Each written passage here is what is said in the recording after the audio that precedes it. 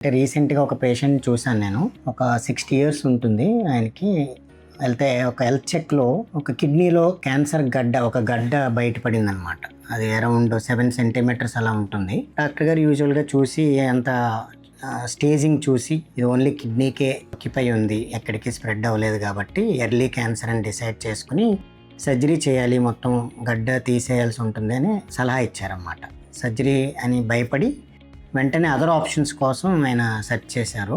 Select చేసుకున్న option ఏంటంటే ఒక డైటీషియన్, అంటే డైట్ ద్వారా క్యాన్సర్ని తగ్గిస్తాము అని ఒక పాపులర్ పర్సన్స్ ఉన్నారు, నేను పేరు చెప్పక్కర్లేదు, వాళ్ళ దగ్గరికి వెళ్ళారనమాట.